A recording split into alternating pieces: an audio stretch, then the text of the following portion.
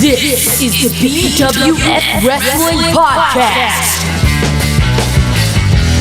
With your host and the leader of the BWF Nation, the King, Susan's Little Babu, the undisputed BWF Champion, Aaron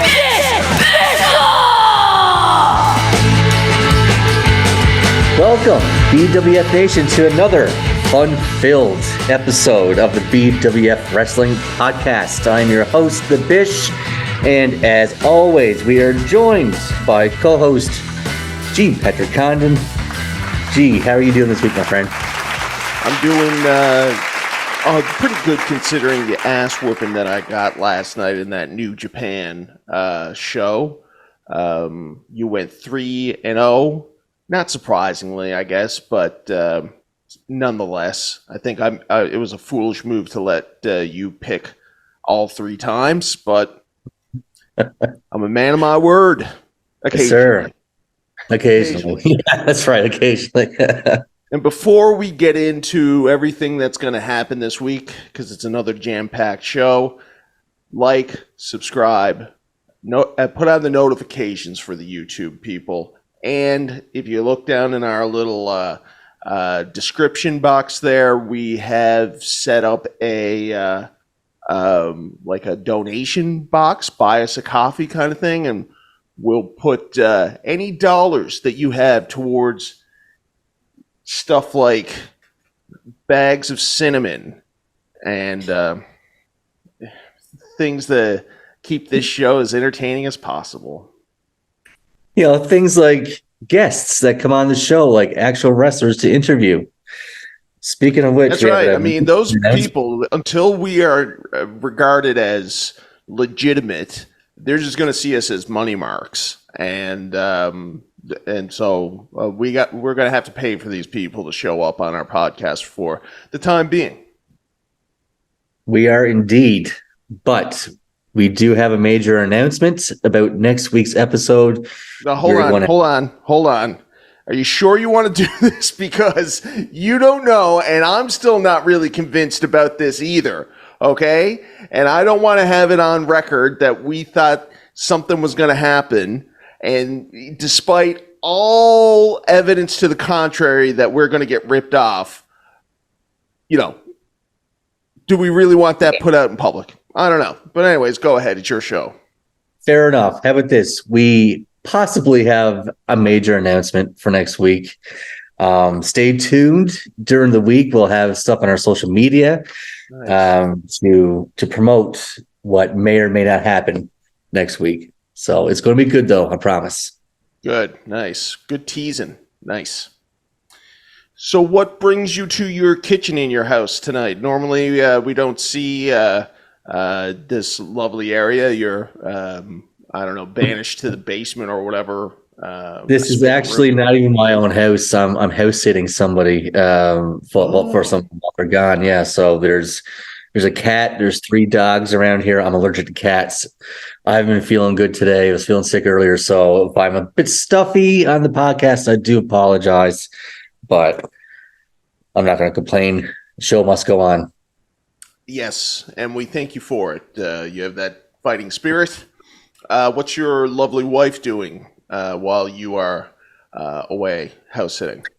She's actually staying with my sister, probably crocheting a lot of Christmas stuff, as she has a craft show coming up on December the 2nd. Stitchy nice. Bish, for anybody out there who wants to order any crocheted stuff. Stitchy Bish. That's good. I like that. Yes. And if she makes enough, sponsorship opportunities, you know, are always, we always offer those. Please. So, Aaron, this week, November is Survivor Series month to any wrestling fan.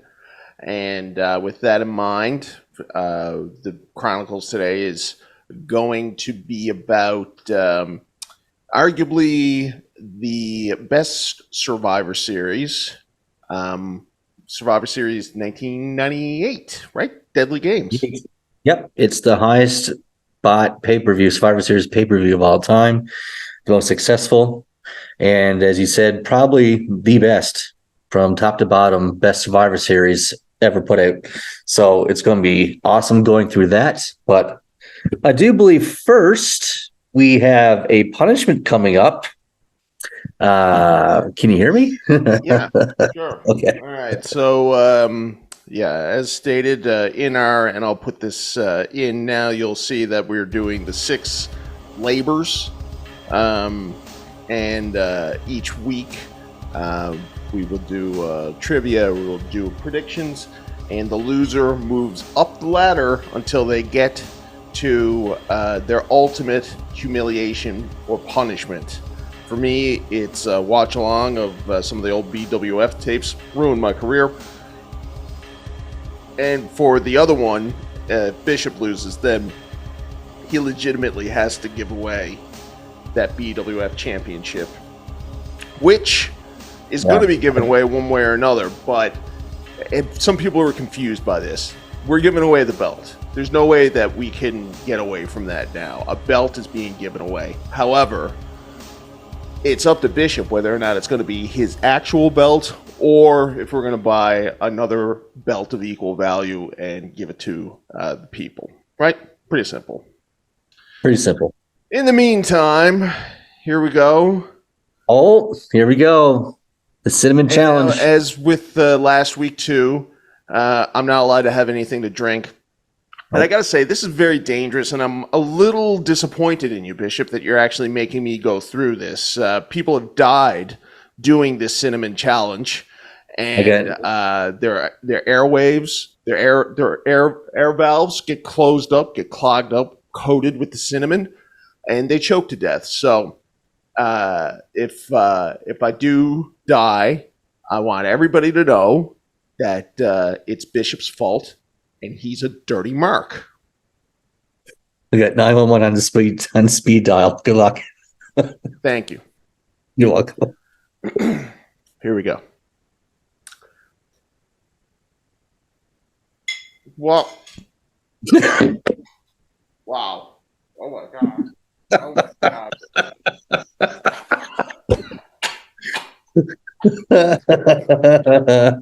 There it is. There it is. There it is. Spit it out. Spit it out, man. It's too dry. How am I supposed to? I can't. You can't swallow it. It's impossible to swallow. You gotta spit it out, brother. You gotta spit it out. Look at that. Oh my God. Please don't die.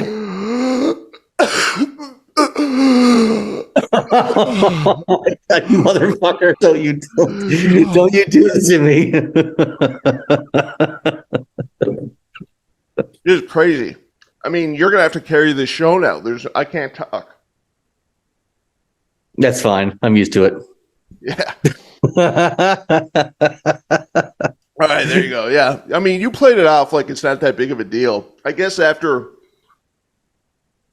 that was your 4th week of punishments, you're a bit used to it. But me, I mean, I barely have had to do these. So It gets better eventually. Crazy. We're doing trivia this week. The punishments get worse and worse as we go along each week. So I'm not looking forward to it. I got some doozy questions lined up for trivia too. It's going to be great. Yeah, me too. Is that what we're doing next? Is trivia right now? Is that where we're segueing into? If you want, yeah. I mean, or we could do news, but yeah, let's do trivia. Okay. Boom.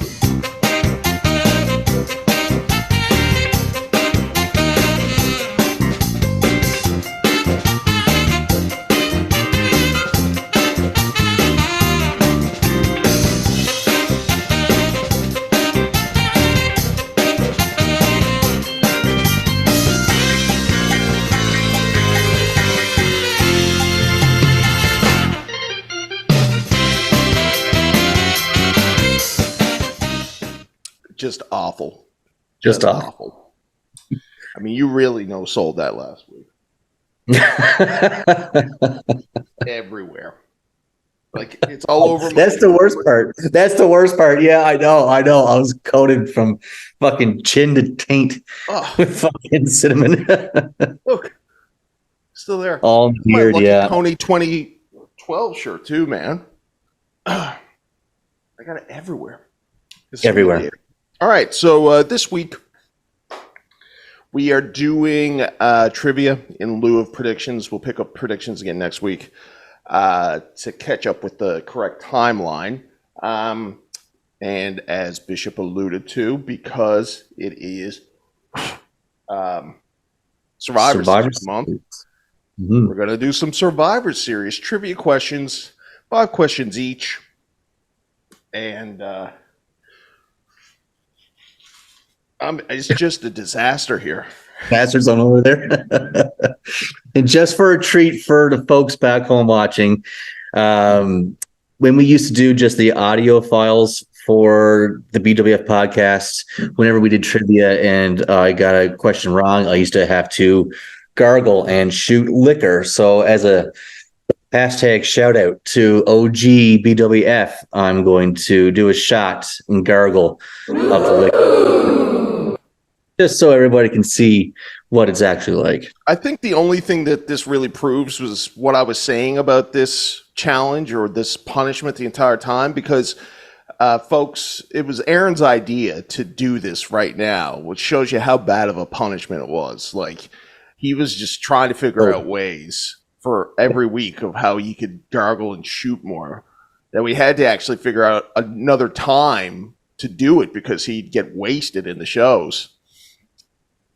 So you do 5 or 6 shots. Go ahead. I mean, I guess we'll see you do it again. It's all over my phone. I'm gonna try and stop complaining about this. So Bish, do you want to go first with the question? Go back and forth if you want. Your pal Pat. You want to go back and forth? Yeah. Okay, I'll go first then. Are you ready, G. Patrick Condon? I am. Let's do it. Hold on now. It's been a while. Let's see. There it is. There Go it is. ahead. How many times has a world title exchanged hands at a Survivor Series?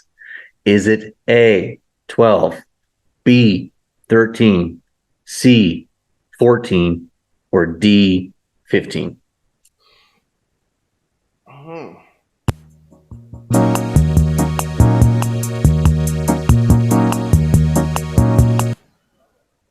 Play that music. I got a feeling we're probably going to have a lot of the same kind of questions, because I came across questions that were like this while I was doing my own research. So I'm going to say that the answer is 12.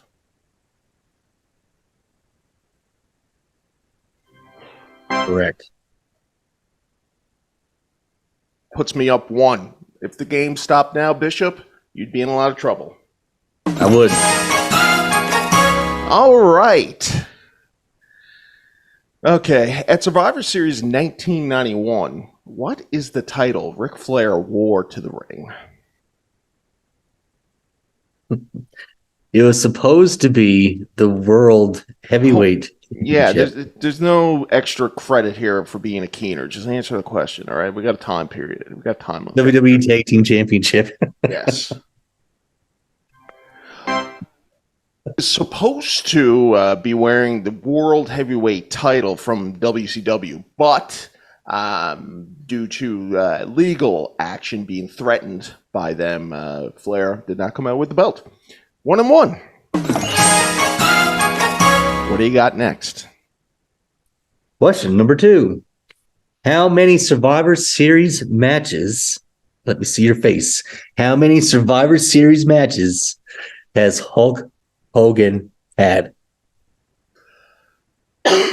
Now, Survivor Series matches. Matches. Like not... Matches at Survivor Series. Matches at Survivor Series. Correct. How many matches has Hogan had at Survivor Series?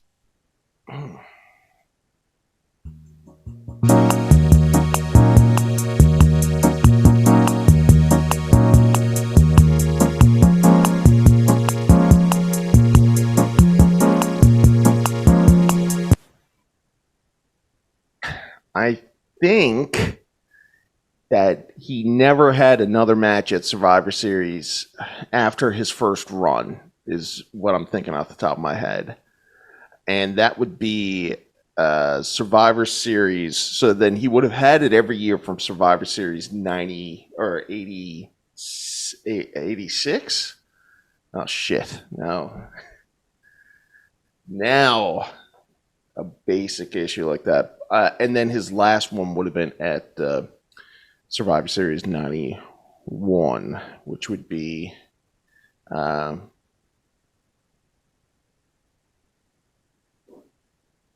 just trying to think. He came back for that mini run, and I don't remember him being around for anything. I'm going to say 6. Now, is that your final answer? Because I'm going to tell you right now that Survivor Series started in 87, and he did not, as you alluded to, have another match after 1991. So is 6 your final answer? Well, okay. Wait now. Hold on. Now, there's the year that they kept bringing them back, right? So is that counting as 2 matches in a thing, right? I'm going to stick with 6. Correct. Yeah. You son of a bitch. Nice. All right, 2-1. Good stuff. That was good. Okay. Yeah, I'm telling you, we're looking off the same stuff here. Yeah, I'd say that you're probably going to get this. But I thought it was a good one at the time. Besides anything to do with winning his first world title, what is significant about the Undertaker versus Hulk Hogan match at Survivor Series? Besides Undertaker winning his first world title, what is the significance of the match? That's right. Hogan's last Survivor Series appearance? No. It's something more grandiose than that, even. Grandiose. Okay. Well, grandiose are significant for the pay-per-view itself, for the brand. It's the first time a championship match was decided at a Survivor Series? Yeah, I mean, that's true too, but even more so than that. I mean, these are all correct. So I'm going to give it to you, but it should have been, I should have worded it better. It's the first non-Survivor Series match in Survivor Series history. Gotcha. Okay. 2-2. 2-2. This is a good one. Question number 3. Who has the least amount of appearances at a Survivor Series out of these 4 superstars? A, Randy Orton. B, Shawn Michaels. C, The Big Show. Or D, Triple H. Very good. Very good. Well,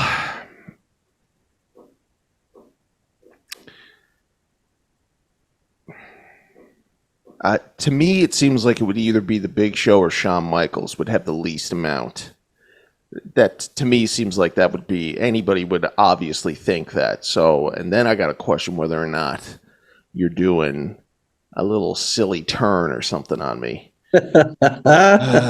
Because I don't think it's Randy Orton, because I've heard that, people will debate whether or not Survivor Series is a Randy Orton pay-per-view. Like, he's had a lot of success there. I think he might have the record for most eliminations or something. I'm going, and then I don't think it's Shawn, because even though Shawn had those years off from 98 to 2002, I guess he would have been back, right? He did start off pretty early in the, I think he probably had his first one in the 80s even, maybe. I will say this, Shawn Michaels' number, for better or for worse, surprised the shit out of me. I will say that, and that only. Yeah, well, I'm going to say that it's not Shawn. just because Sean was on Warriors team. Like it's so. I'm going to say, oh man, like, and now I'm just trying to think like now it's transitioned to Big Show or Triple H. Triple H does not have the numbers that Sean has in terms of going there early. The earliest one that Triple H could be in is 1995, and then. Like, I don't think Triple H was in Deadly Game. Correct. He was injured with a knee injury.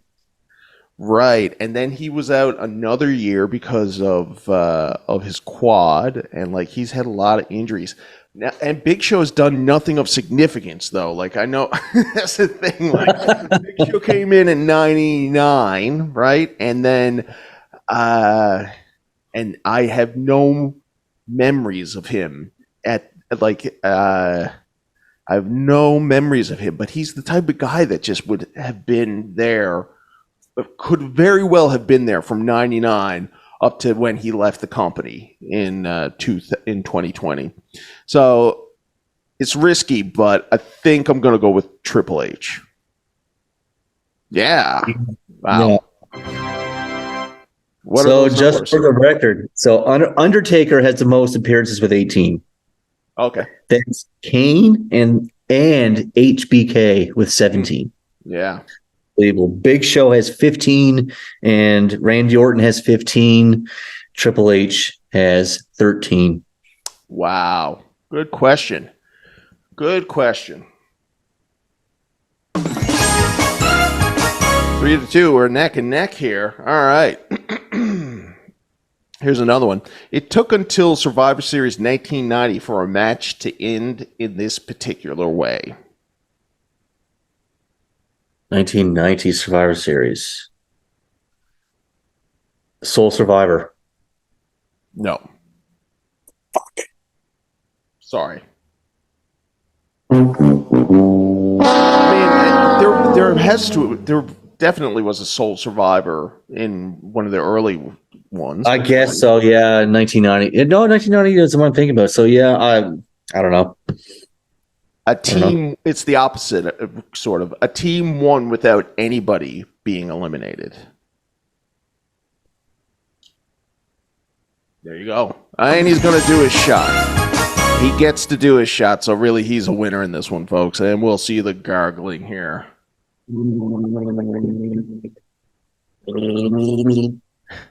It's good. A little hiccup burp thing. Wow. Don't get anything on that nice t-shirt. Oof. Ah. Okie dokie. Perfect. Okay. Speaking of perfect. Okay, yes. Number 4.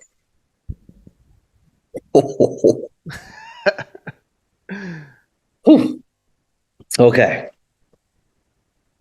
What was the name for the 1988 team that consisted of Andre the Giant, Harley Race, Dino Bravo, Rick Rude, and Mr. Perfect?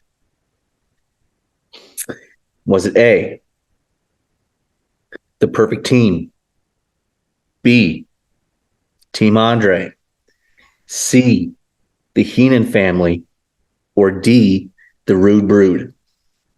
Ooh, good.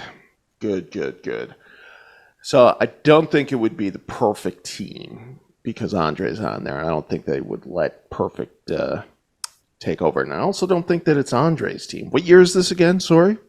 1988. So it's the second year, hey?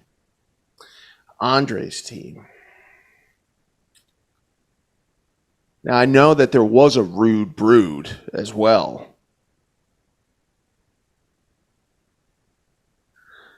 But was it this year? I don't know. If I knew who they were going against, I would be able to answer that question. But I don't have that information, Aaron, and I shouldn't. So I'm going to say the answer is the Heenan family. Wow.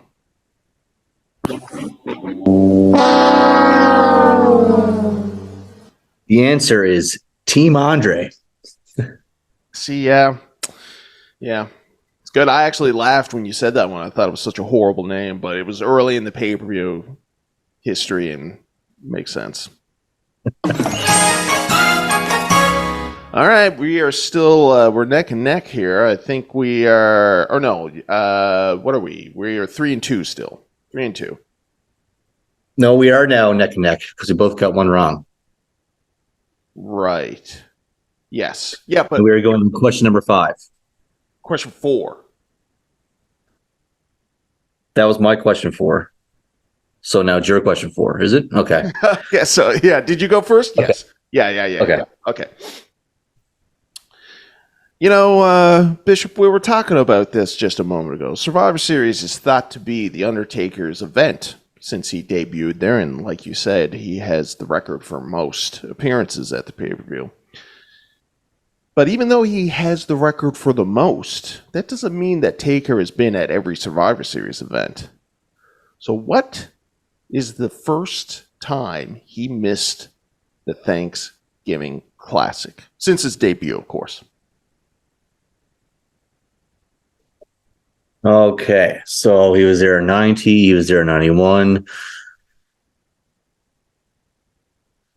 Was he there in 92? Yes, he was there in 92. He was there in 93. He was there in 94. 1995. What did he do in 1995? I'm going to circle back to 95. As far as he was there at 96. He was there at 97. Yeah, he was there at 97. He was there at 98. He was there at 99, 2000, 2001. 2002. Was he there in 2002? Ooh. He was there in 2003 and 4. I'm going to say it's either 95 or 2002. Why can't I think of 95 right now at the moment? He has Face Crushed by Mabel. He was there in 95. 2002. Final answer.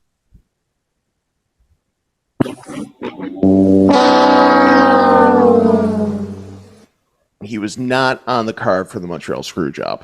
Was not there in 97. Wow. No. Oh, I'm man. second guessing myself. I am going to double check it as we are known to do on this, but I just assumed he was there for 97 because Kane and Mankind were fighting. I'm right. fuck. They fought each other, but Shit.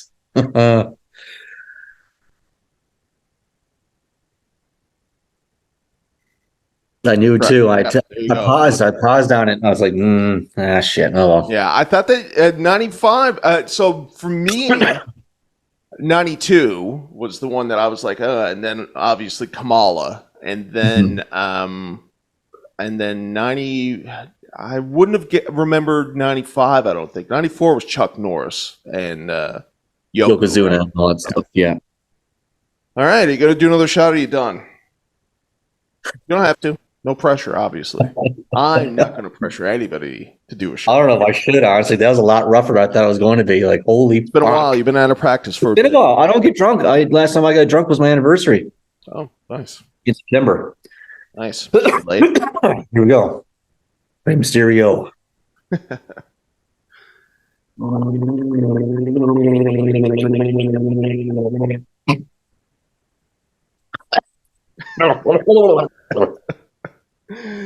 Oh man, this actually is going to sort of feed into a question that we have in our viewer mail segment. All right, so here we go. So you have gotten one question. All right, so we're at the 5th question. I just got to make sure that everything is. I've gotten one wrong out of 4. You've gotten 2 wrong out of 4. So I'm 3-2 right now. If you get this right, you win. What? If you get this question right, you win. I win. And you still have a chance to tie. Okay, great. Good. Yeah. Just making sure the math is all right. Lay it on me. The Nation of Domination competed in one Survivor Series as a stable. What was that match? It was 4-on-4. It was 1997. Yes. For Gang Rules. Yes. Is that, or did you want me to say who they were going to fight? No, yeah. Tell me what the match is. What's the match? What's the 4-on-4 match? You're looking at it, right? I mean, I already looked at this. It's Legion of Doom. Looking at it right now. No, I'm not. I was just doing it for the Undertaker thing. I literally just looked at it to make sure that Taker didn't fight at this pay-per-view. Fuck, right. Yeah. Shit. But nonetheless, it's Legion of Doom and Ken Shamrock. And I want to say,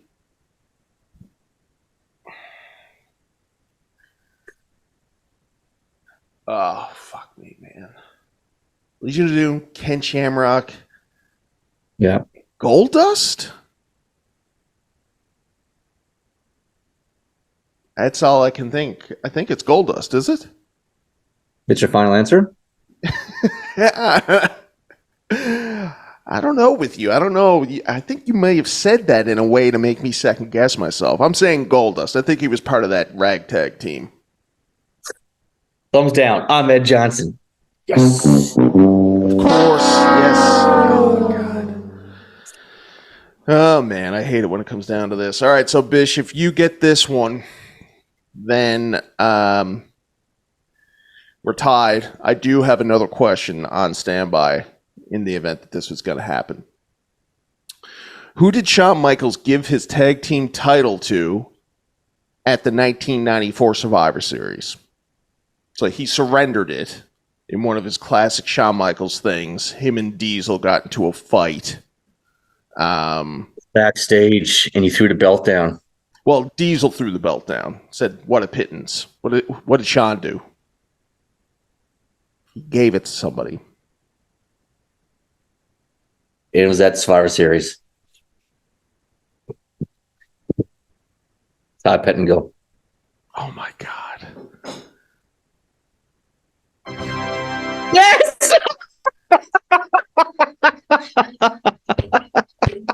I can't believe you got that. Holy shit. That's a dart throw if I've ever seen one. Holy fuck. Wow. It's impressive. Wow. All right. Do you have another question? I don't. I didn't think this would be tied. So what we'll do is I'll ask you my question. If you get it right, you win. If you get it wrong, I win. Fair enough. Okay. So, again, you mentioned that the 1998 Survivor Series was the highest rated in terms of buy rate for Survivor Series. What was the lowest rated buy rate for Survivor Series? And tell me the number within 10,000, we'll say.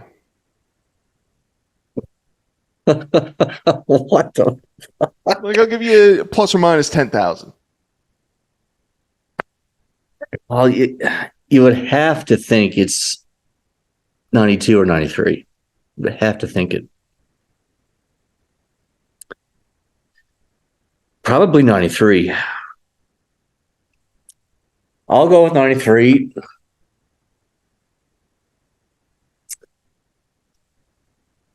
$60,000 buys. Wow. Okay. So, no. If you had gotten that number on, I would have given you the point. It was actually 1995 with 128,000, which is substantially lower than what would have been the second lowest, which was I think even maybe 96. Like, there was a huge drop off. 92 and 93 weren't that bad. But I guess, like, when people are talking about it, and it kind of makes me want to go back and look at those numbers for the entire 95, and they say that the diesel thing was not working out because, you know, Brett, Yoko, whoever, Sean, like, their numbers were nowhere near as low as that 95 one in Washington. And that 95 one had Diesel's best match probably in his entire career. Honestly, yeah, that pay-per-view wasn't that terrible. It wasn't great, but wasn't that terrible. It was decent for back then, yeah. No, yeah, it was good. And actually, there were 2 debuts at that. There's 2 notable debuts. Do you know? Goldust was one of them. Mm-hmm. The second one, though, I'm not sure. Who was it? Waylon Mercy? I don't know. No. Actually, it might have been, but that's not. Let me just. I don't know why I brought that up when I didn't have the numbers right in front of me. But yes, it was Goldust's first one, and that's where me and you fell in love with Goldust right away. Right away. And who did he beat? Do you remember? Marty Jannetty. Yes. You're doing, yeah. The other debut was.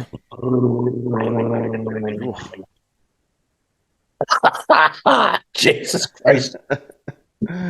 Latter-day Saints. Ooh. All right.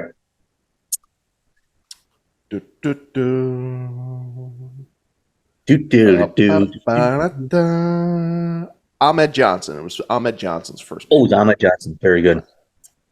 Cool. All right, sir. So another great one next week. You'll have your punishment, and I'll just say show up with a liter of Sprite and 2 bananas. We'll see you next week on the trivia.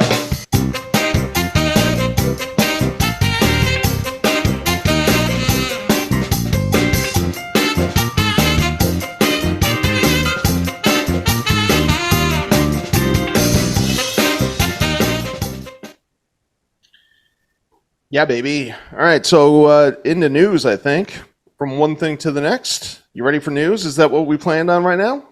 Yeah, let's do it. The BWF right. Weekly Review.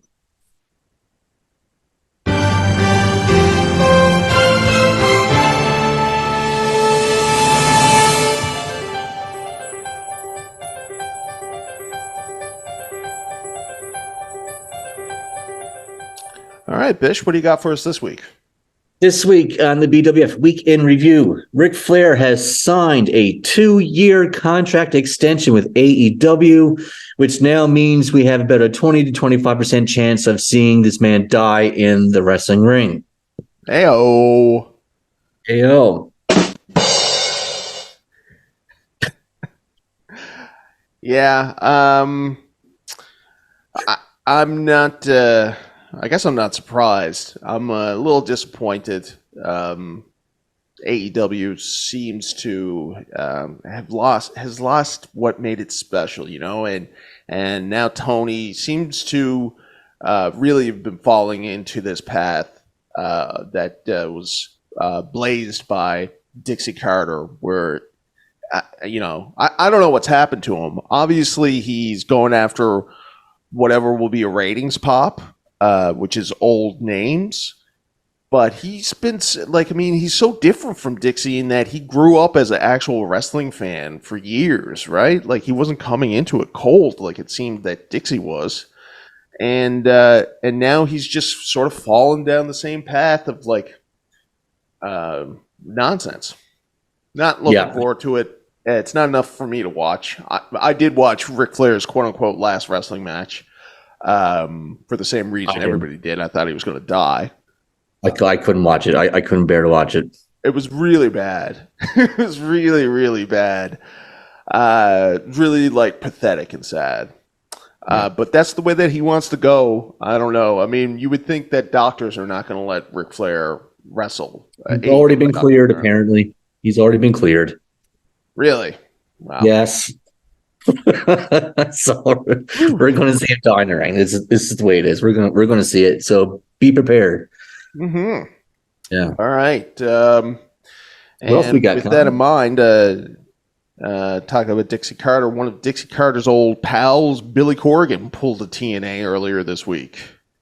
Right. You want to talk NWA about that? TNA president Billy Corgan fucks over company by signing a new television deal with the CW network, but then goes on pay-per-view and has a cocaine spot where people, James Mitchell and hookers, are doing cocaine off the table. CW apparently has pulled the plug on the contract and has signed NXT to a 5-year contract. Holy shit. Unpack this, please. What's that? Unpack this. Oh yeah, I mean, just like it's interesting. I'm sure that WWE had a lot to do with CW having a problem with this. I bet you that CW would have had no knowledge that that spot even took place. But we know from the past that WWE will, has gone to Turner and Warner and whatever about WCW and AEW and sort of ratted on them for their disgusting promotional tactics. So I wouldn't be surprised to find out that that's what happened here too. But nonetheless, I mean, Billy Corgan blew it. He blew it. He really could have catapulted himself into being a strong third brand and probably had competed, would be able to compete with AEW. And then WWE really, in a sense, would have been able to just sort of shake AEW off because it would be more AEW and NWA. But nonetheless, I guess, it doesn't really matter for the WWE in the end. Although they got canceled by Fox, right? SmackDown's not coming back to Fox. No, SmackDown is going to the USA Network, and Raw, as of right now, does not have a home yet. Really? So is SmackDown going to Monday? No, SmackDown is staying on Friday, but it's going to go to USA Network. Monday Night Raw, as I just said, doesn't have a home yet, but they might switch nights, depending on who picks them up. Right. Interesting. So a lot of things in flux. But point being is Billy Corgan could have easily have become a player in all this, and now he's not. Now NWA is a joke. And I've seen wrestlers are saying that they're frustrated with his leadership, but at the end of the day, he owns the promotion outright, and Billy's been confronted with his moves, and he says, you don't like it? Go start up your own federation. I'm doing this the way that I want to. This has been my dream. And really, at the end of the day, you can't really fault him for creative paths like that. But blowing a big TV deal, you can blame him for that for sure. Absolutely. All right. Any other news? No, I think that's it. I think we can move on to your favorite segment of the week. The Real Deal. This is, definitely one of my favorites. Okay, so what do we got here, Bish? What do we got looking at NWA? Oh, yeah, this is exactly what we're just talking about right here. Joining us yet again, NWA. Exactly what we're talking about. No worries. Samhain's ambassador of Macabre, Father James Mitchell. Wow, they're really partying. Whoa, they are really partying. What? Well, they lost the match, but they seem to be having a pretty good time. Yeah. Whoa, what's going on? Whoa, okay. All right, well, it's definitely pay-per-view, folks. Wow. Hey, I want to go up there. Can't do that on YouTube. Wow. No, I guess not. I kind of want to go up to that suite. Hey, maybe they're just enjoying. I don't know, but I thought we were supposed to hear from. Yeah, so, and I mean, you can tell by the reaction of the audience. I mean, it wasn't even worth anything there. Does it go on to do anything? That's just it, is it? That's just it. Stupid. Bummer. All right. The Real Deal. I gotta get like a little intercut section like that for us. Yeah. What do we got now? Oh, just some guy not even being shoved off or anything, just jumping through the glass, sets himself up in the chair, waits for this other guy. I mean, this is so fucking.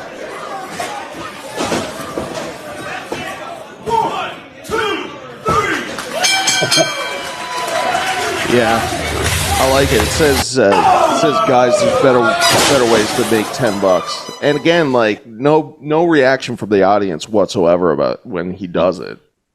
So, good job, congrats. And now we got something that says perfectly executed. I got a feeling that might be sarcastic. Definitely sarcastic. And oh, that's a shame.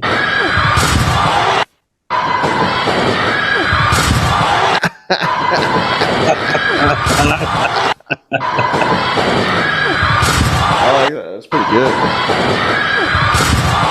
We should get that guy. I don't know why we're wasting our time with Shane Mercers of the world when we could have the guy that threw himself into a guardrail. You know who it is? Do we see who it was? No idea, no. Somebody says, it looks like it was planned. Dang, how was his neck after that? Then we got this is like a meme, I guess, is it? When the two old ladies split you and your doubles partner up to make the team fair.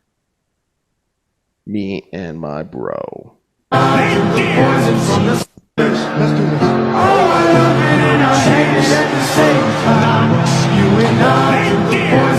I don't know what this is. I'm sorry. I don't know either. I don't know what that was. I don't know what that was. That was a mistake. I apologize. That did not belong in the deal. This is classic. This is good. Oh my God! What happened to my car? Go back! Where are you? Go back! Go back! Go back! Oh my God! I love Sid, man. What happened to my car? Go back! They always did that man dirty. Oh, Sid. God Were you bless watching WCW at that point? Yeah, I was trying to. I mean, I didn't think it was very good, but I was watching it, yeah. Now we got this dude goes crazy fire. Oh, yeah, this guy's crazy. Yeah, this guy's nuts. We should probably get this in guy. that tournament. He's right now in position. He likes to call that one the thrill. Chris Cash is. Ruckus with the afterburner. It's almost A Purple Haze sequence. Nice. Jetting with no. Fireman's carry roll over. Nice. Oh, what a net. Go get him, Ruckus. Ruckus. Yeah. Is he still wrestling? I think so. Job. Shoots him in. Jody Oh! It's a leg. Okay. Jockey for position. It's cool. It looks like when something's about to go sloppy, That's the best. he's able to Makes save it. superstars, yourself included. Trent Acid, Ruckus, Sanjay Dutt. All Sanjay made Dutt, their there's vote. no way this Absolutely guy's not. still Right. wrestling. Ruckus, one of the good guys. Ow! Oh! John, last Bullshit. year, as the best of the best, promoted by Zandig, Ruckus was never. I don't know about Ruckus. So according to that guy who did this, I'm not a real one, which I'm fine with. Don't give stupid people ladders. Bishop, what's the setup on this? I'm scared to watch. Chris Cash. And I'm right in his face. Oh! Chris Cash. Chris I'm right in his Cat. face. Oh, my. Just Chris Cash. Jesus. And I'm right in his face. and down to the last couple here. We got Oh, I sent you this one. Wow. Something I said. Something I sent is going to make the real deal. That's good. Yeah. This is a crowning moment for me. Awesome. It's like a Mortal Kombat finishing move.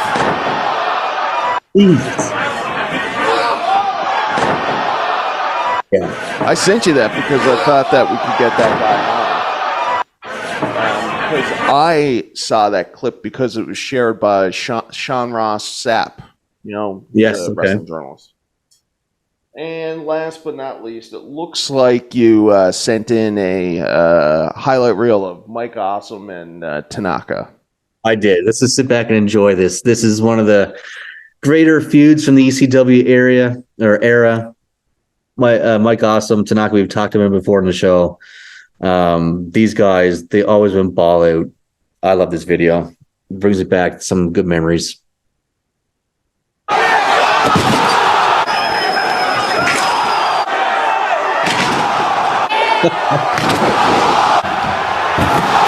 Oh my god. Is that from, is there anything from their one night stand match? There is, yeah, there's some videos from one night stand. Yeah, I mean, they stole the show with that. They did. I mean, these guys had a long feud. Best tape, that one night stand's probably the best pay-per-view also. Yeah. It's good. I mean, it's awesome. You can see this guy, he's 300 pounds and he can fly, man. Oh man, they were dropping each other on their necks and stuff like that. And no protection, chair shots. No. Yeah, diving like that. Got the boot up. They were never as good with anybody else either. I can't say for Tanaka. I haven't seen much of him, but Mike guy, awesome for sure. 100%. These guys were their best opponents. Oh man. Oh man. Oh.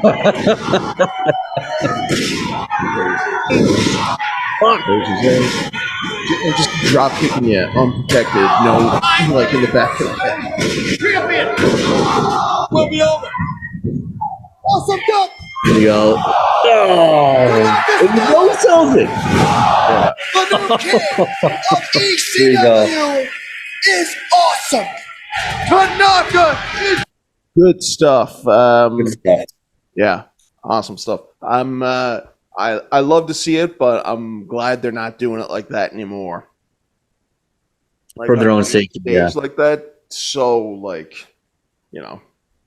dangerous. And it's different because you see guys beating the shit out of each other in one of the earlier clips that you showed, and there's no crowd reaction to it at all. With Awesome and Tanaka, the crowd loved them, and they were doing crazy shit. But the people need to be invested in it, even if you're going all out and doing insane stuff. Exactly. If you're not invested, you're just killing yourself for no reason. Okay. That was another episode, another edition of The Real Deal. I think that was a really good one. Awesome stuff again, curated throughout the week. Your hours and hours spent looking at. I could just hear your wife saying, "Aaron, you got to come to bed," and you say, "I'm working, wife. I'm working. I have to cultivate a list for us to watch on the podcast." I have to watch so much wrestling. It's work, baby. Work. Yes. I don't enjoy it. I have to do it. Okay. We thank you for your sacrifice. Yes, tip of the hat. So I think with that in mind, we're going here with the videos. Why not do a little first part, at least anyways, of our main event? What are you saying?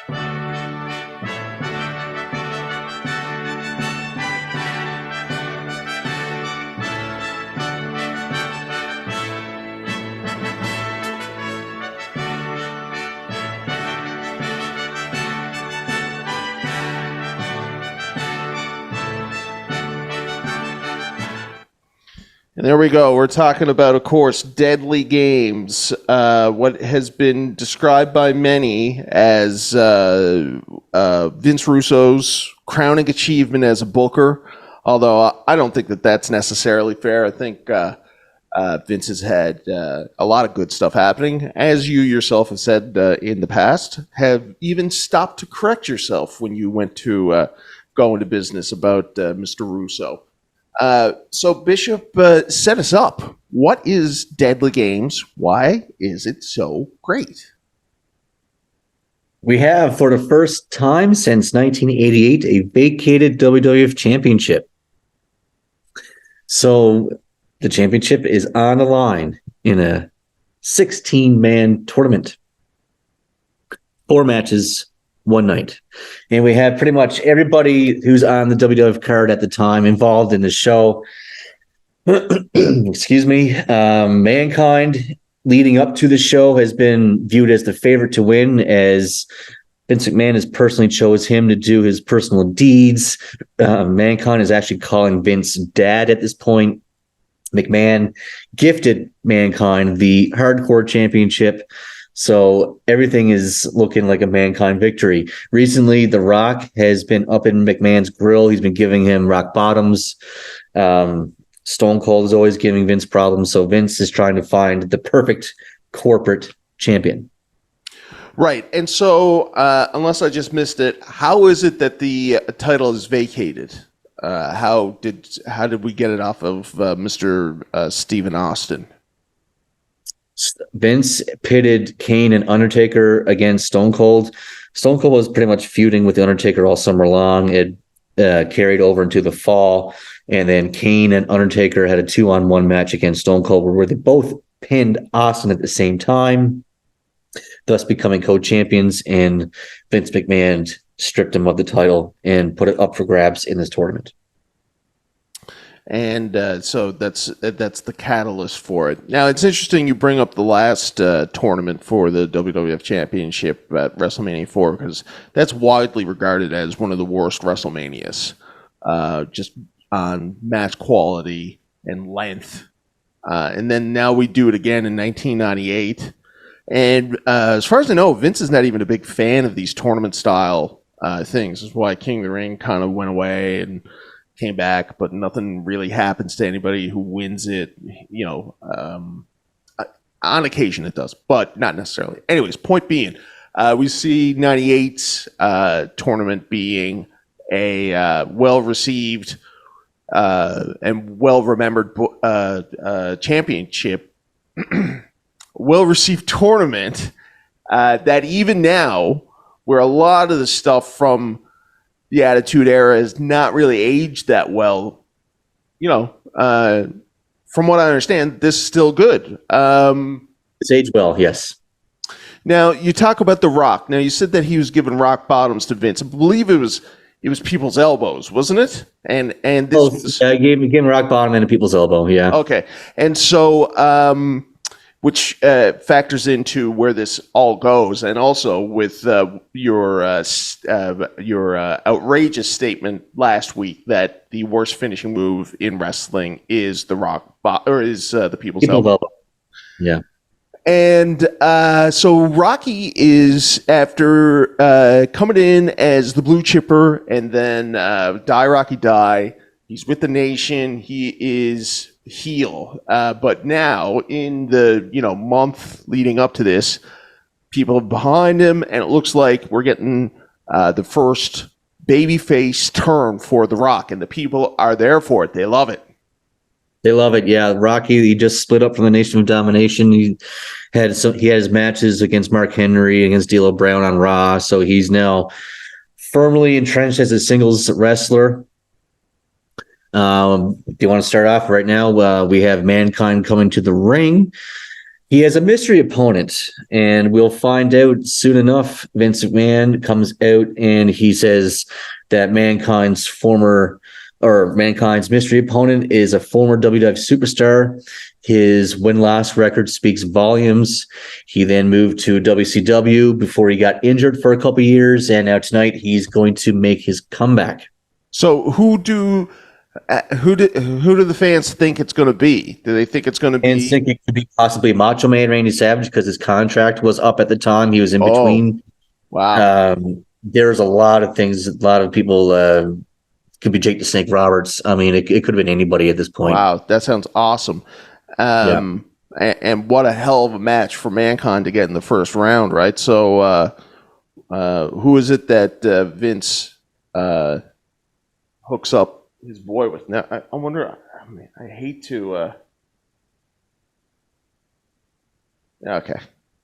Sorry, continue. I thought that Vince was going to speak, and I would hate to. Oh, no. Vince cut a promo. There's no audio from that on there, but so Vince is actually introducing, as you can see here, the pictures of the bond in between Mankind and Vince. Oh, he's all Vince shaved and stuff too. That's hilarious, and he's wearing. Yeah, he's all shaved. Yeah. We'll see here Mr. Dwayne Gill, who would eventually become Gilbert. Oh, so he's not even doing his Gilbert gimmick yet. No, he's literally a high school football coach coming. That's hilarious. Yeah. You'll see him come out now in a second. He's scared of his own pyro. I mean, here he is. Yeah, the Pasadena Chargers. Here we go. High school team football coach.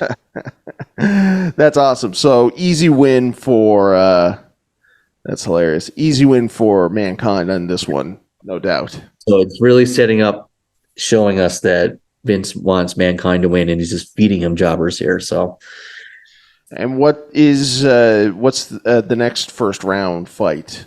It looks like it's Jeff Jarrett and Al Snow, I think. Anything of note from Jarrett and Al Snow? Jesus Christ! Al can't be winners, folks. Even in the best book show of Vince Russo's life, you still got to get his boy Jeff Jarrett on the show somehow. Although, I mean, Al Snow is over pretty good at this point, doing his head gimmick, right? Head gimmick, yeah. I think head was stolen at this point, and Jeff Jarrett took. I don't know. They just showed on Raw, but as you can see, this match is not the 5-star classic that But anyway, it's just a filler match. I don't even know why these guys are even in the tournament for the world title. We all know neither one of these guys were going to win the world title. Yeah. But, so is this? Does anybody win this match, or are they just both eliminated, or is it Jeff Jarrett? I would imagine. Believe it or not, Al Snow wins the match. Wow. Yeah. Different times. Yeah. Do one of these. As you see there, Al Snow hits. That's Deborah. Okay, so moving on. We are now into Stone Cold Steve Austin, and he's taking on the Boss Man, who is in the corporation. Hot take. This is the best version of the Big Boss Man. Yeah, it looks pretty cool. I love this version of Boss Man. He was such a dick, man. He would, we've gone through it before with the cancer stuff with the Big Show and whatnot. But Boss Man, man, he was a good heel. People hated him. People he would get the real natural heat. It was so good. So it looks like he's got a real slow me down kind of match with Austin here, where there's a lot of rest holds and stuff. People just hating on it.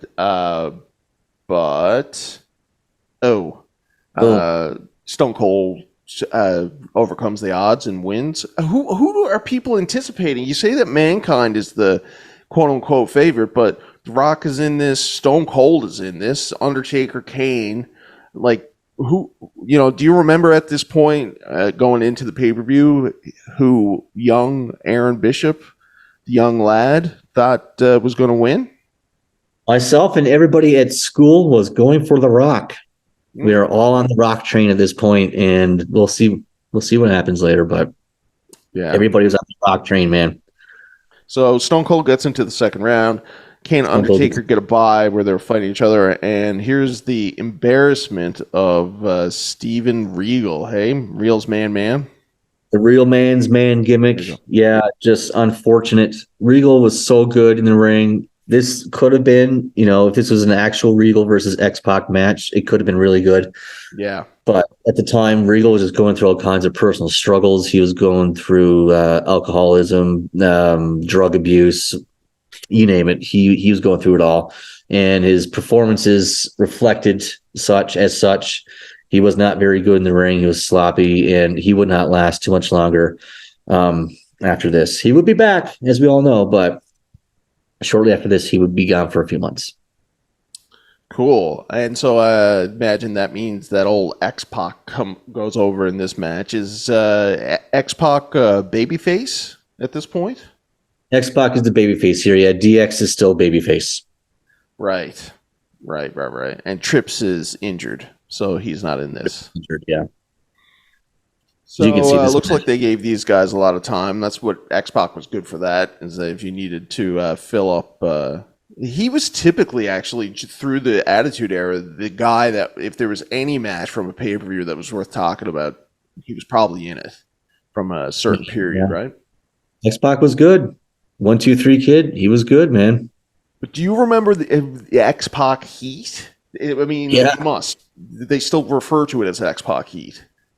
Because, I mean, I don't know when it happened. I guess it was like around 1999, year 2000. I don't know. The people they switched on Sean Waltman like overnight.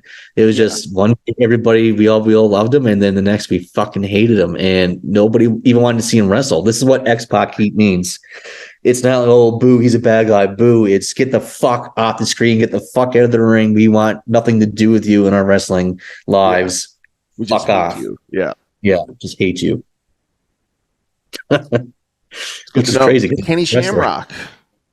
Yeah, here we go. So these guys, who's this? Goldust and Goldust. Shamrock. Yeah. Are they in the tournament or is this an IC match? It's a tournament. Oh, wow. Nice. Yep. Ken Shamrock. Probably a good match in its own right, or? Yeah, this is Ken Shamrock's best year in the WWF 1998. From the Royal Rumble all the way through, he was feuding with The Rock. He faced The Rock at WrestleMania. Shamrock faced The Rock again at King of the Ring, and he actually won the King of the Ring that year. So Shamrock has won the King of the Ring. He had a match at WrestleMania with The Rock, and now he's the Intercontinental Champion.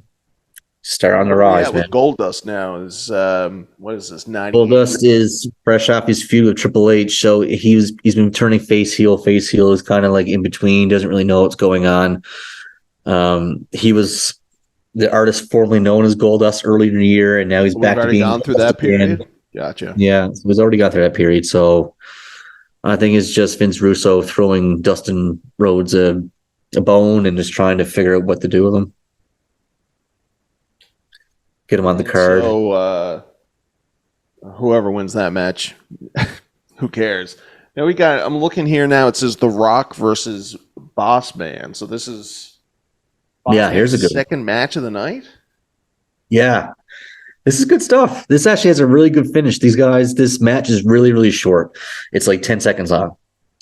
Right. So what's the logic behind this? Because Boss Man already fought and lost. What is? So it's actually Shamrock and The Rock, I think. No, is it Boss Man The Rock? Yeah. It is Boss Man The Rock. Yeah, okay. Yeah, because it says there that it was supposed to be Triple H, but I guess he got hurt. So now it looks like look at him. He's not. It looks like he's been in a fight, and so they say this match 4 seconds long. So it was a roll up, right?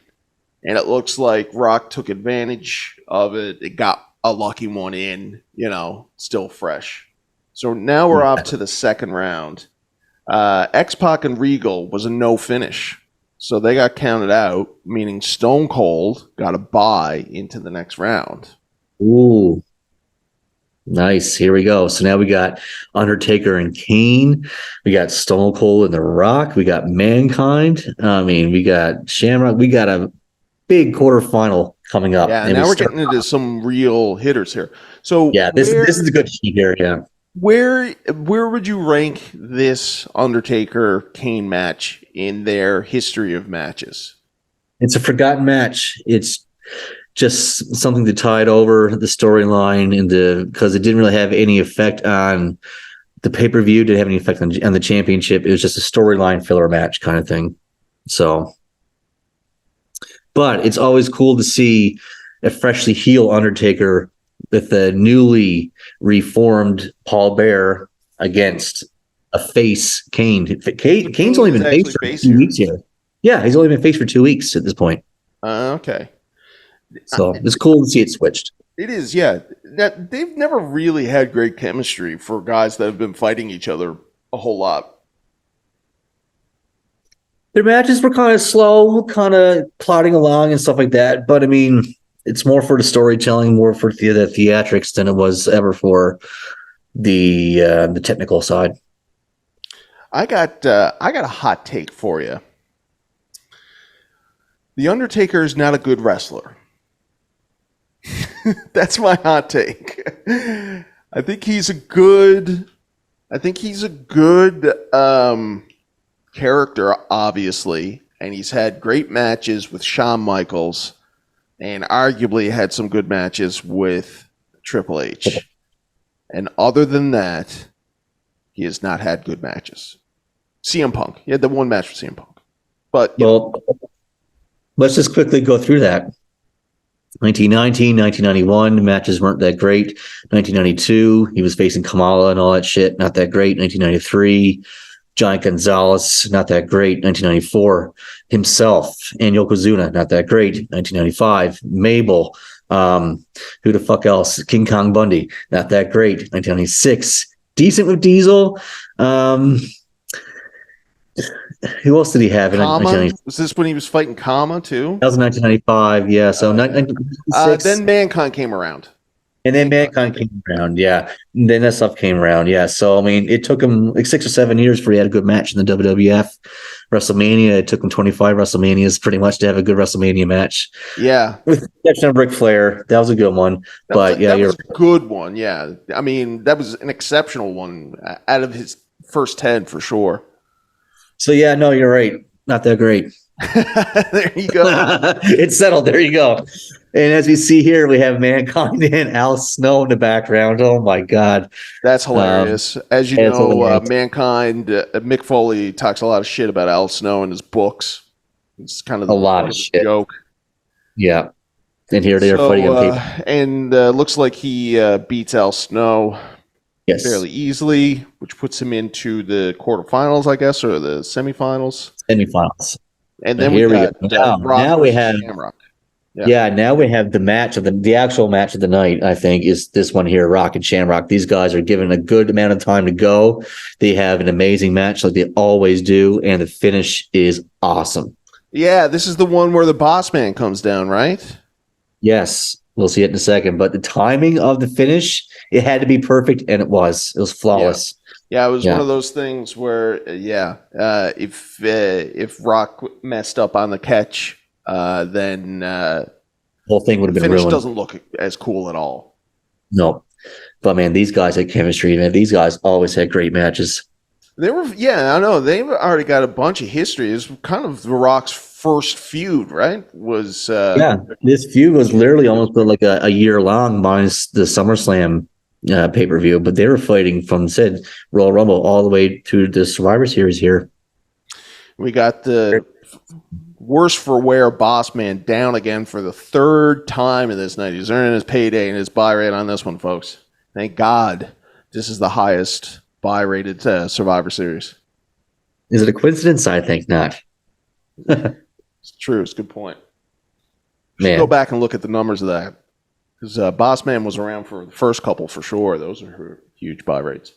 So, is this where he's going for the Rock? Oh, yeah, we see the worst fucking move in history there, the people's elbow. And then Rocky goes for rock bottom. And then we see Boss Man climb up in the ring apron. He throws a snag. Just snagged it, as you said. Yeah, snagged it from midair, whamps Ken Shamrock over the head with the nightstick and wins the match. He barely caught it too, right? Like he snagged it. He had to reach it to grab it. Yeah. So good. So there you go. So now, is this the last one of that round? It's the Rock. Okay, We can skip through. We can skip through this shit. No one cares but Sable. No disrespect to the ladies. No disrespect. All right, so now we're into the semifinals. It's Undertaker, Rock, Mankind, Stone Cold Steve Austin. I think it's the perfect time for us to go take a break to what the fuck is it? The mailbag, right? Mailbag, the viewer mailbag, yeah. Yeah. What did you say? I said take a break for the viewer mailbag. Yeah. Please stand by. We were getting the viewer mailbag up, folks. Don't worry. We're all good. There we go. All right. There we go. There it is.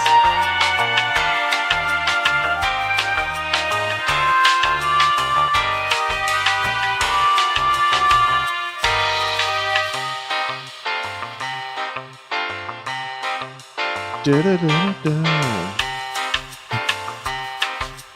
Okay, so the mailbag segment, which is the de facto where we've given away Aaron's BWF championship belt. Bish, do you have your belt with you tonight? I do not. As I said, I'm house sitting. I did not take the championship with me. It's here in spirit. I'm surprised because my understanding was that you didn't go anywhere without this belt. But I guess we're seeing behind the scenes here a bit. He's not always walking around with it. We're now well over 100 Viewers and listeners. write-ins. Yep, that's right. The response has been phenomenal. And of course, it's gotten to the point actually where we can't even just read them all. But we could read 3. And then there's something else that I want to do tonight too, which is talk a little bit about some of the things that have been going on behind the scenes with me and you, Aaron.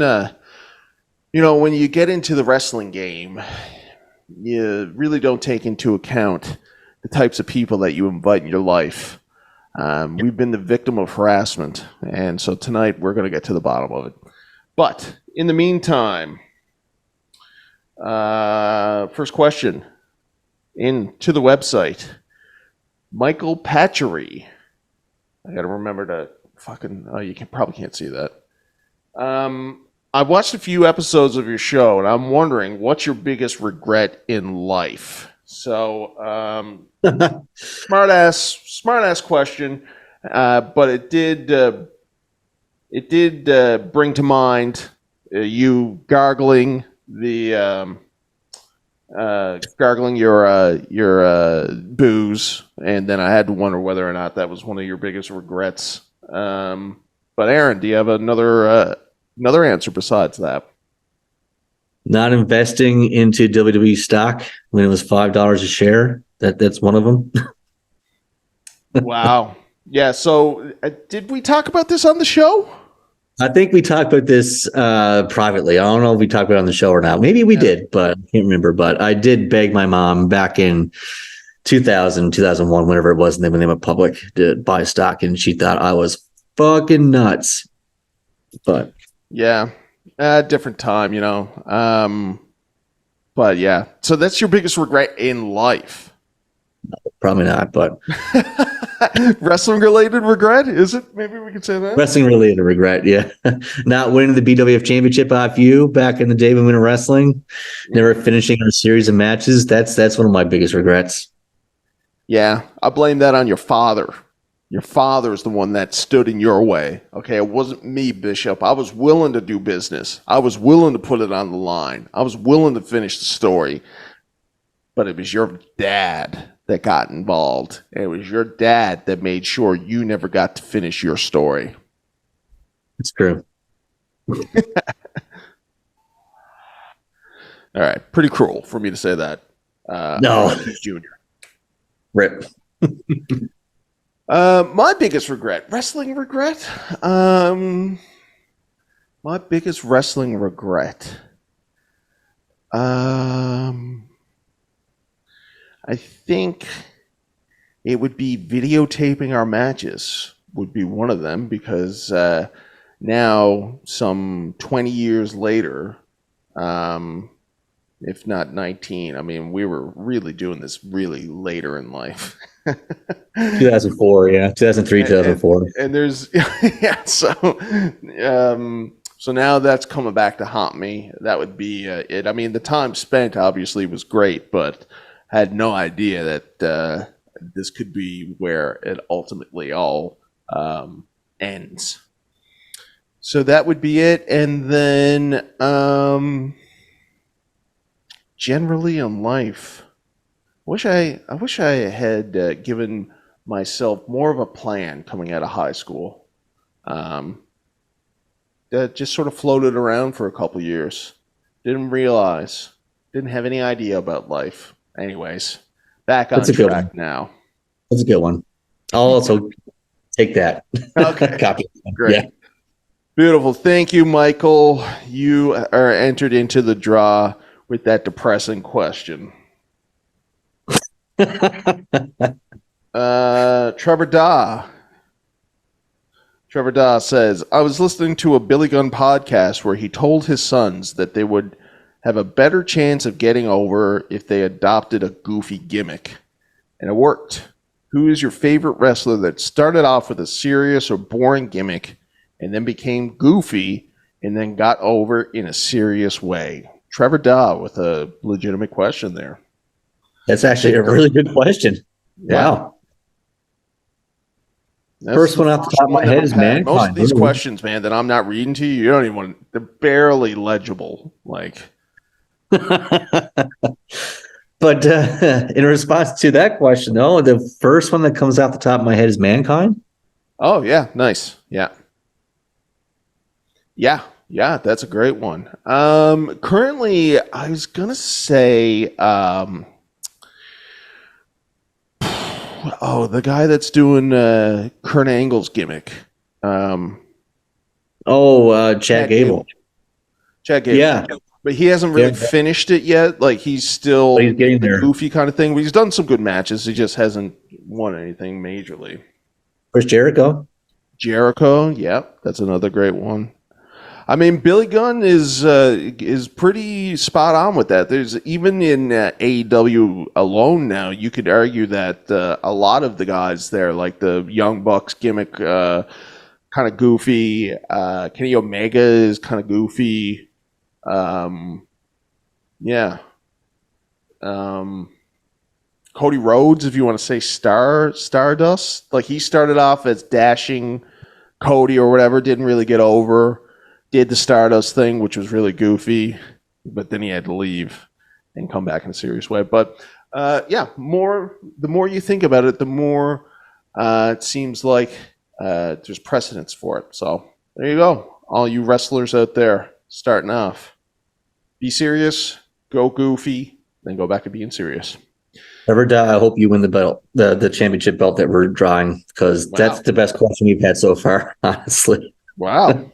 Well, we don't now. Are you Trevor Daw though? That's you mentioned it. No, I'm not Trevor Daw. Like I said, it's a very unusual question for us to have. You're very complimentary about it. Okay. I'm not. You I'm not can't Trevor. win this belt. Okay. It goes against. We can be prosecuted by the CRTC for lying on public airways if we don't do this. So, and even nonetheless, whoever wins this, it's a random draw. I can't pick. It's not best question win. So, but I mean, I need to be able to read your questions on the show. So you try to spell them in a way that I can guess what you're doing. At least, folks. Thank you. Thank you. Last question. Jarvis Green. Do you think LA Knight is buried now that Roman beat him? No, No? Did you watch the match? I didn't watch the match, but no. Crown Jewel's a glorified house show. Everybody knows that. Roman's not going to be around for a while. Everybody knew going in that LA Knight was not going to win. He didn't really beat him in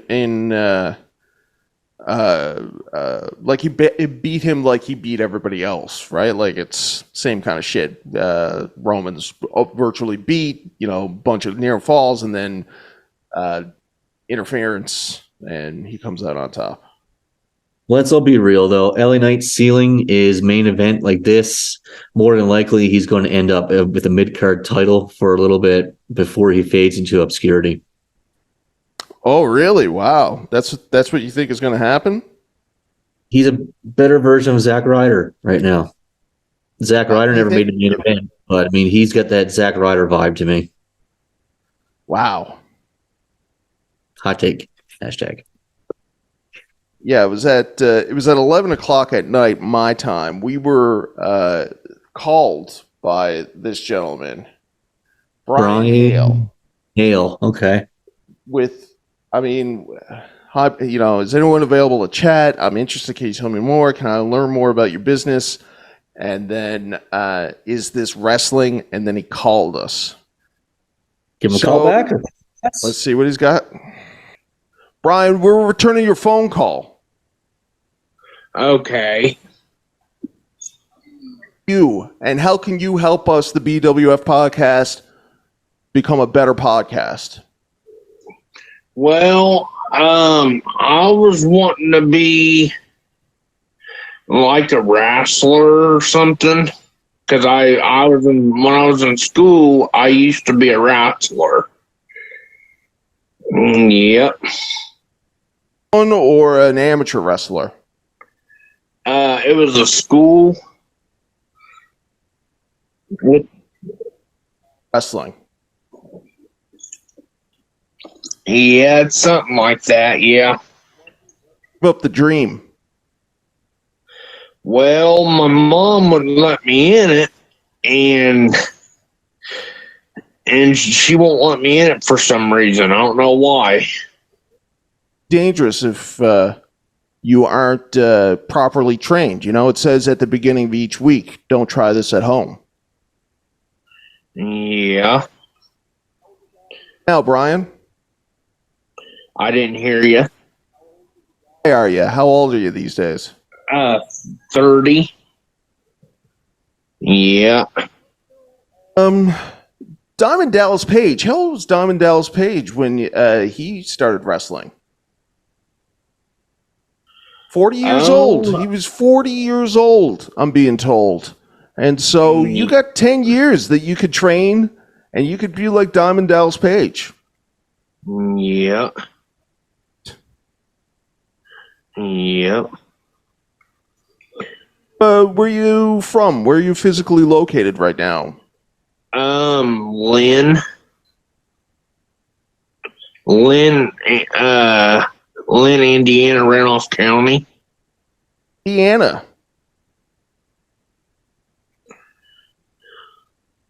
Go Colts. Yeah, I like to be like one of the wrestlers. Put it out there and we'll see what can happen.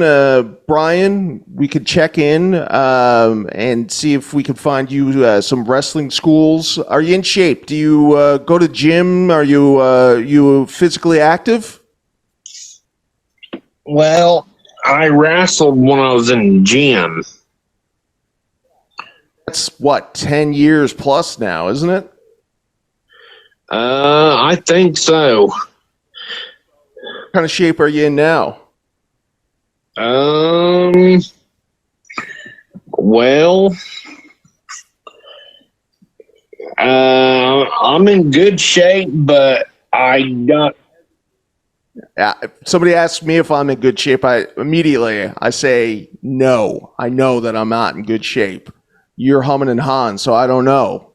Would you be able to? What's the heaviest thing you could pick up? Maybe 20 pounds. That's not enough, Brian. You got to get to the gym, buddy. Yeah. Kids? No. I used to be, but not anymore. Are you still in your ex-wives' lives? Are you still friends? Did you manage to remain friends after the divorce? Well, she don't even want to talk to me, and because I had to throw her out because she was doing stuff she shouldn't be doing.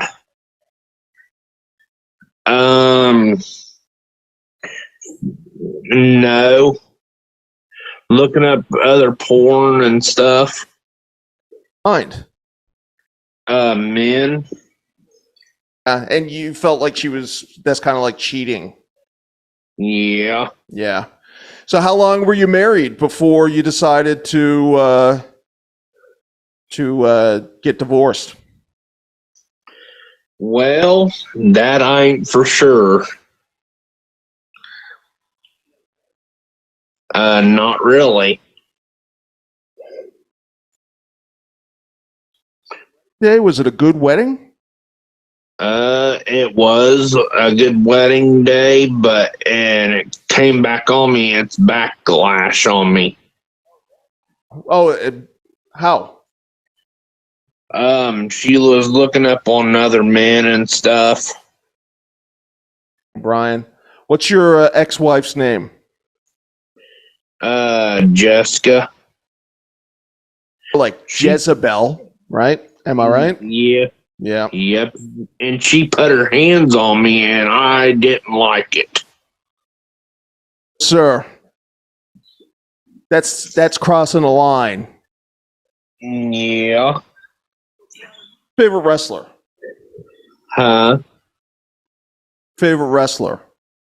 Goldberg. Yeah, strong guy. Jewish too. What do you think of that? He's probably the most famous Jewish wrestler. Yeah. I like how he comes out into the ring. Smoke and stuff? Yeah.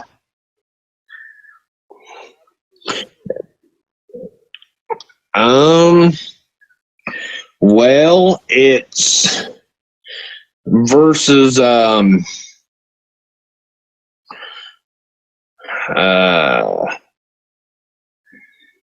I think John Cena. Was he facing John Cena? I don't know if John Cena and Goldberg ever had a match. I will have to look that up. Brian, I gotta head out now. Thank you for calling me back. We'll check in again some other time about your wrestling career. Like I said, hit the gym, buddy, and get some weights. I think you gotta be able to pick up at least 50 pounds before you can start doing that kind of wrestling training thing. But you're still a young guy. You're 30. You're single. You have your morals correct. Your compass, morality compass is straight, and you're going to be great. So let me get back to you. Thank you for calling, and we'll talk to you next week. Okay, Brian? You a question, sir. I gotta ask you something real quick. Is Goldberg there so I can talk to him? Is not. No, sorry. I didn't know that Goldberg was your favorite wrestler. Had I known, I promise you I would have tried to at least have gotten him somehow. Is there anybody else that maybe you'd want to talk to? Well, who do you think is there? Current BWF wrestling champion, guy by the name of the Bish. Bish, can you say hi to Brian for us, please? Brian, buddy, how's it going? The Bish here. You hear him? Good. Is a world champion. He's got he's the BWF champion. Bish, I'll let you guys talk, but I think that Brian probably wants to know how he should become a pro wrestler. Is that right, Brian? Yes. What you got to do to become a pro wrestler, Brian, is you got to hit the gym. You got to get strong. You got to get swole. Swole is the goal. After you hit the gym, you got to get your cardio. You got to be able to run at least 3 or 4 miles without breaking a sweat. Once you get your cardio and your strength down, then you go see someone who can train you. Go to a wrestling school. Go to someone who is verified. Some people like to take your money. You make sure you get into a good school, and then sky's the limit. My friend here, G. Patrick Condon, he says that you are 30 years old. Brother, that's enough time to get in shape. That's enough time for you to get your dick wet into the world of professional wrestling. Right. So we're trying to have an adult conversation here. Bishop's got he's been on the road for too long. He talks like a sailor, Brian. Sorry about that. But it's all right. I apologize, Brian. Yep. But Aaron is saying the same thing that I am. It's the consensus. It's get in there, get in on the gym. And if you want, we can check in, make sure that you are doing the things you need to do. And we'll watch you rise to the top. Yep. All right. And I like Dusty. I like what's his name again? Not Dusty Rhodes. Cody Rhodes. Is he there? Cody, I actually had a falling out with Cody. We're not friends anymore, but this happens, as you know, much like, you understand you have gone through a divorce, relationships, sometimes they don't last. So you just learn what you can and you move forward. Oh, maybe one day me and him could what's that? The other friend's name? Yeah, me and him could be tag team partners. There you go, brother. That's for sure. Okay, Brian, I got to go. Brian, it was great talking to you. I appreciate the call, and we'll talk again soon. Okay, bud? Okay. All right. Rock and roll. Bye-bye. All right, bye-bye. It's beautiful stuff. All right, Aaron. You just made that guy very happy. I've never felt so insignificant. You thought I was just hanging out with Goldberg or or Cody Rhodes? I don't have those connections. All right? And I want everybody out there to know that. If anybody from BWF is contacting you and saying that they can connect you to Goldberg or Cody Rhodes, we can't do that. Not yet. Not yet. No. Yeah, Survivor Series 98. We have The Undertaker and The Rock, and then we have Mankind and Stone Cold Steve Austin. What a Final Four. Here we go. I know. It's would you take this Final Four over the Final Four that Jericho had to become the first undisputed champion? Ooh, that's a good question. What's a stronger Final Four? Probably the Jericho one, because you have Jericho, Angle, Stone Cold, and The Rock. Angle trumps Mankind in this case. Yeah. Yeah. All right. And I don't remember how do they get Stone Cold out of this? I would imagine that everybody thought Stone Cold was going to win his belt back at this thing. This is fantastic storytelling. Up to this point, Shane McMahon was a face. He was going against his father's wishes, kind of thing. He didn't think his father was doing the right thing.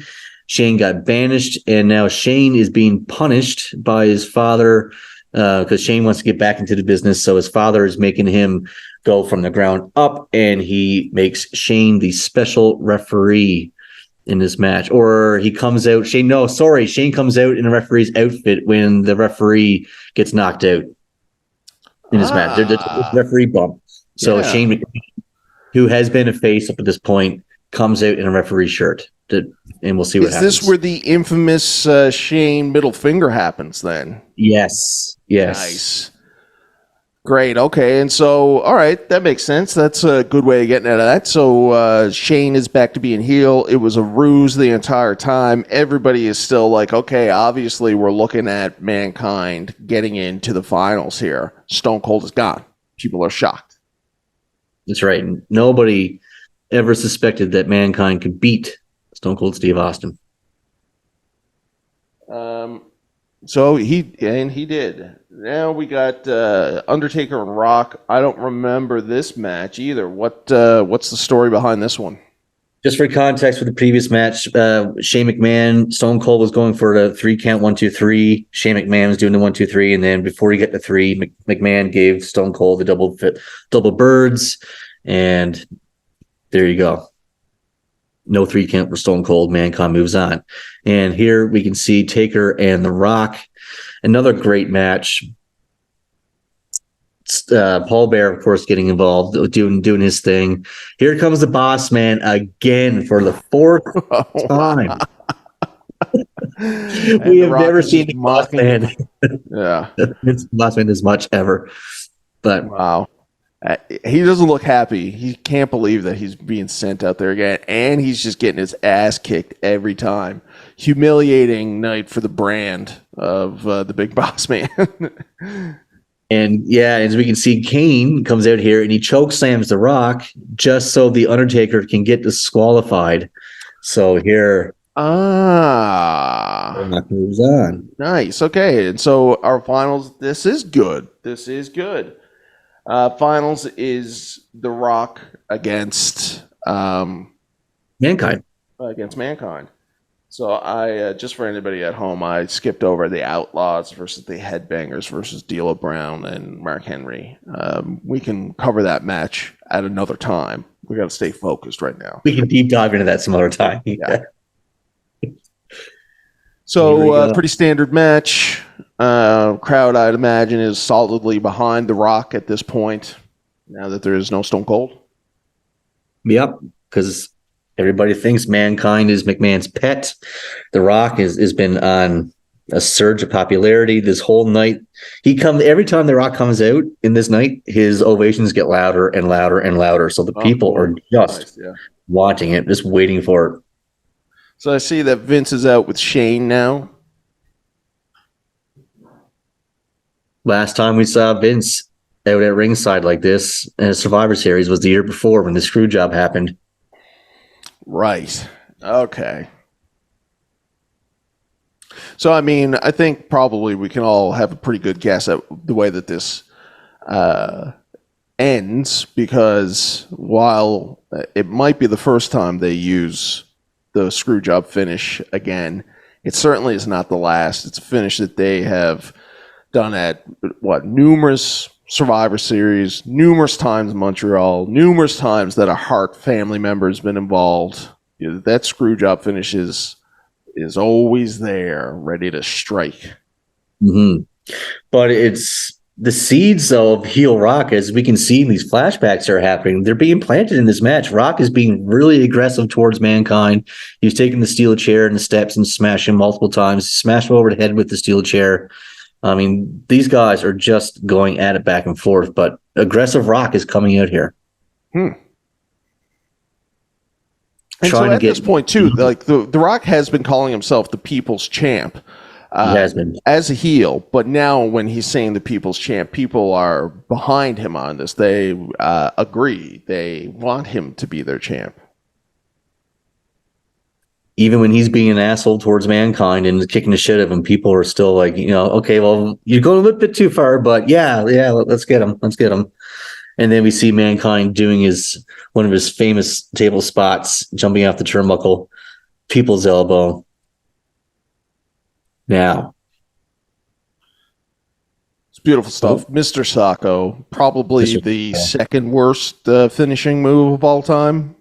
I'll agree with that. I actually have a personalized Mr. Sacco from Mick Foley. Oh, well, there you go. But shtick, it's a gimmick. The mandible claw was awesome, though. Mandible claw was awesome. Yeah. But here we go. All right. And so Vince is saying, ring the damn bell. And so he won by having that disgusting sharpshooter that The Rock does. Right, Rock has the worst sharpshooter in the entire world. It's gross. What's funny about it is that it is a homage to Bret Hart. Like, he's doing the best he can, and it is out of respect. Coincidentally, I came across my YouTube feed this week of The Rock on Off the Record with Michael Landsberg. And from after this match, because they talk about this, and The Rock was saying that that he loved Bret. He would never do anything to disrespect Bret. But I think anytime he puts on that sharpshooter, it's disrespect to Bret Hart. Bret, yeah, I agree with you there, 100%, Butter. So Vince does the